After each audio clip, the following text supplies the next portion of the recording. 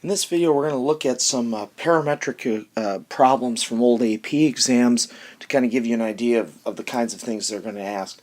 The big thing is to read these really carefully because the parametric questions on the AP exam usually are not that difficult as long as you're sure of what you've been given and what you're being asked for.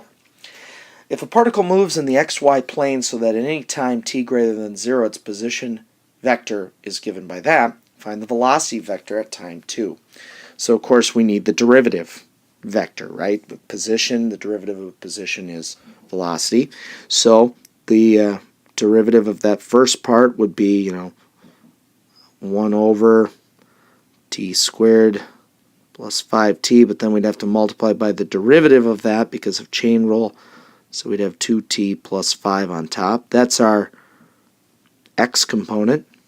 And our y velocity component would just be 6t. So now we have to plug in 2. So 2 times 2 plus 5 is 9. 2 squared plus 10, so 4 is 14.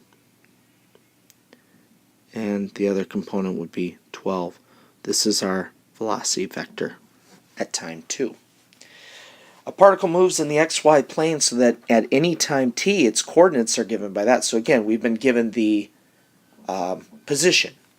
Now we're being asked for its acceleration vector. Well, let's just write this down. So we've got position vector was t to the 5th minus 1 and 3t to the 4th minus 2t cubed.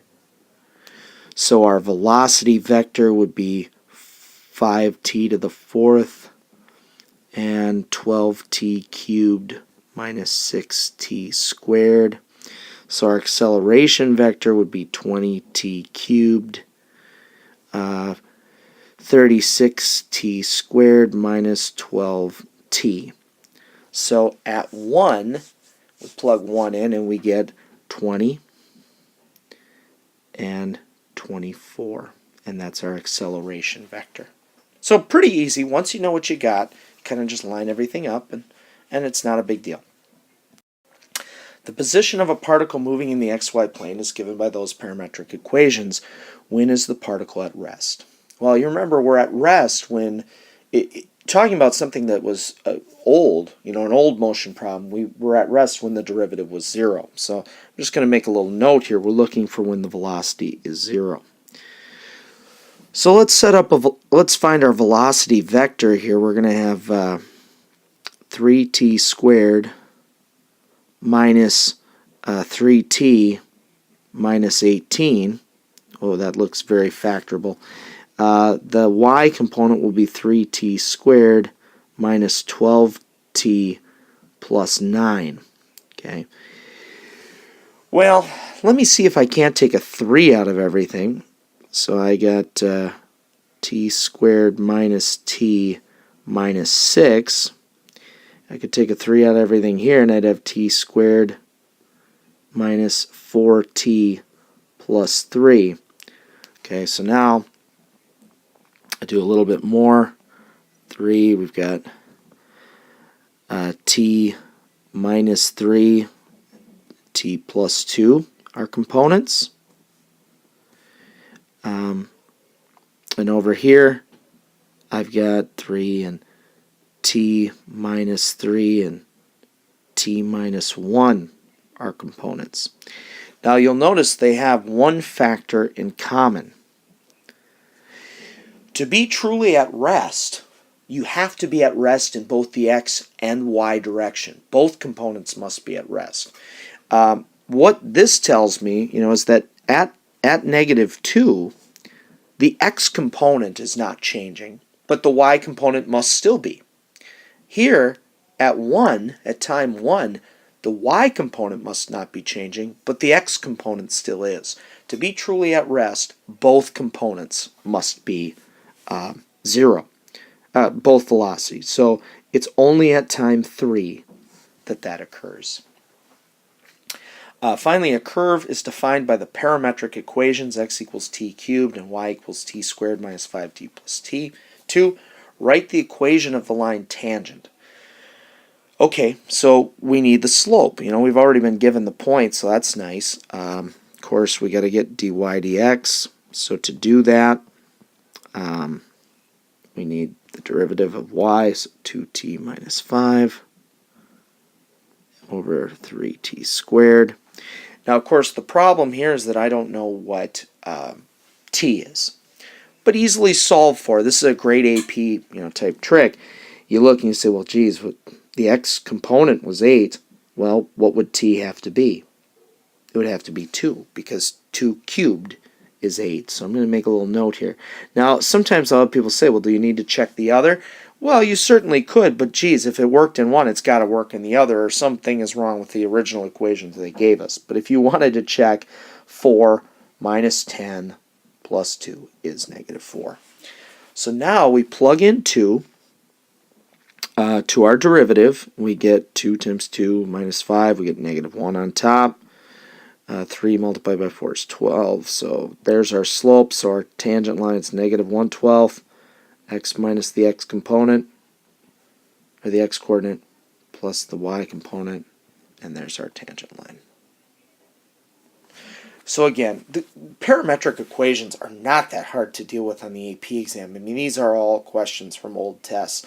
And you can see these are really not too bad and not terribly time consuming either. They're very, very fun questions to answer when they're on the multiple choice. So this is a sample free response. An object's moving along a curve and it has a position of x of t and y of t. And the derivatives are given.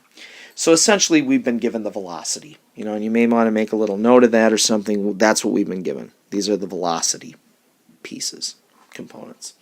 At time 2, the position is 1, 4. Okay, well, let's just talk about how we would do these. The first thing, I guess, by the way, this was a calculator question, so I guess for part A, for me, I would have just used n-deriv. I wouldn't even bother finding, because it asks for acceleration, I wouldn't even bother finding the acceleration function. You certainly could. You could say, okay, it's going to be 3t squared cosine of t cubed, and it's going to be negative 2t sine of t squared. You certainly could do that and then plug in 2, but again, just use n-deriv wisely and just recognize what you've been given and what you need. Write the equation of the tangent line to the curve when x is equal to 2. Well, you'll notice they gave you here the position. Okay, so already it's x minus 1 plus 4. All you need is the slope. Well, to do the slope, you need dy dt divided by dx dt, right? Because that's dy dx. We've already been given those things. Dy dt, they said, was cosine of t squared. So you've got cosine of 4 divided by the sine of 8. And you're done. You type that in, and that will be your slope. Okay. Next, finding the speed at time 2. Well, remember, speed is essentially, well, it's not, it's the magnitude of your vector. So it's dx dt squared plus dy dt squared. So we know what those pieces are. We were given those pieces. So it would be the sine of 8 squared plus the cosine of 4 squared. You get an answer and square root it, and that would give you your speed. All right, finally, finding the position. This is usually the hardest part, but remember, we have the derivative to get back to position. We integrate. Well, what's interesting here is in the x component, okay, remember, we know at time 2 what the position was, and we're looking for 1. So I would just do 2 and 1, and yeah, your bounds look weird there, no question about it, but it'll work, and then you do the initial position plus that. Okay, remember the integral of velocity tells us displacement, how much it's moved. So what this integral says is, I know where it is at 2.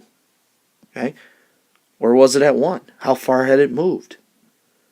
So this says how far did it move, and then we add that to where it was. So of course our y component would just be 4 plus the integral from 2 to 1 of the velocity piece.